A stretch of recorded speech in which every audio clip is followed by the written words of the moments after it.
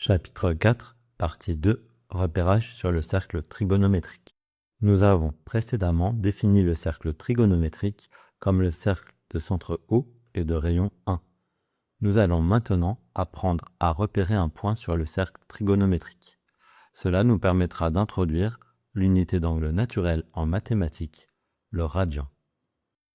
Rappelons que le cercle trigonométrique et le cercle de centre O est de rayon 1. De plus, le cercle trigonométrique est orienté. Le sens positif est le sens contraire des aiguilles d'une montre et le sens des aiguilles d'une montre est le sens négatif. Plaçons un point M sur le cercle trigonométrique. Avec vos connaissances actuelles, vous auriez envie de le repérer par ses coordonnées cartésiennes, abscisse et ordonnée.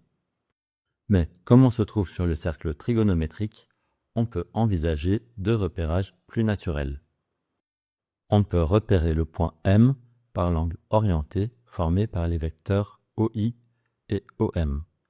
C'est l'angle de la rotation de centre O qui transforme le vecteur OI en le vecteur OM.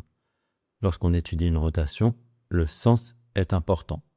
Il en ira de même lorsqu'on se déplace sur le cercle trigonométrique. On peut aussi repérer le point M par la longueur de l'arc de cercle IM. De même, l'arc de cercle IM sera orienté de I vers M. Dans les deux cas, on partira du point I, et dans les deux cas, la mesure est orientée. Le sens positif est donné par le sens positif du cercle trigonométrique.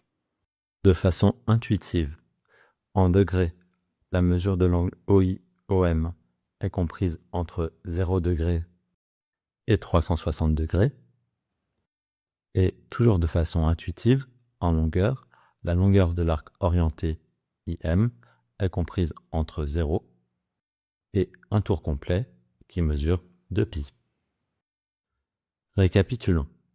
Étant donné un point M sur le cercle trigonométrique, plutôt que de le repérer par ses coordonnées cartésiennes, on peut le repérer par la mesure de l'angle orienté formé par les vecteurs OI et OM.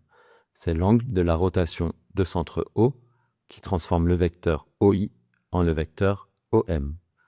A priori, sa mesure en degrés serait comprise entre 0 degré et 360 degrés.